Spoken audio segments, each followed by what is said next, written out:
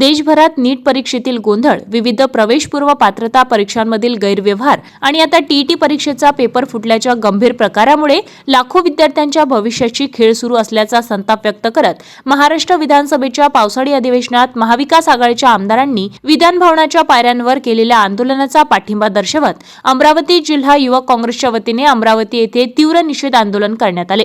Paper फुटी थांबवा, विद्यार्थ्यांच्या भविष्याची खेळ बंद करा अशी जोरदार घोषणाबाजी करत सरकारचे लक्ष वेधण्यात आले।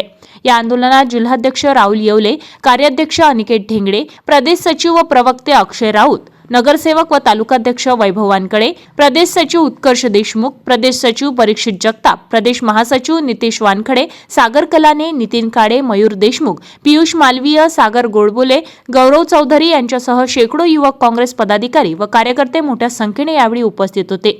विद्यार्थ्यांचे भविष्य सुरक्षित ठेवण्यासाठी परीक्षा प्रक्रियेत पारदर्शकता आणावी आणि पेपर फुटीच्या साखळीचा कायमचा आळा घालण्यासाठी युवक काँग्रेसचा संघर्ष यापुढेही अधिक तीव्रतेने सुरू राहील। नीट सीबीएसई याचे पेपर लीक झाले, त्याच्या मागोमाग आता टीईटीचे सुद्धा पेपर लीक झालेले आहे महाराष्ट्रामध्ये। या सरकारचा, भाजप सरकारचा युवक काँग्रेसच्या वतीने आम्ही जाहीर निषेध करतो आणि येणाऱ्या काळामध्ये या विद्यार्थ्यांच्या सोबत आपण युवक काँग्रेसच्या वतीने आम्ही जागोजागी आंदोलनं करणार आहोत। आपण पाहतो विद्यार्थी खूप मोठ्या प्रमाणात मेहनत करतो आणि अशा प्रकारे सरकारच्या वतीने त्यांच्या मंत्र्यांकडून व त्यांच्या एजंटांकडून पेपर लीक होत आहे, ही खूप गंभीर बाब आहे आणि येणाऱ्या काळामध्ये या सरकारला त्यांची जागा दाखवण्याची वेळ आलेली आहे।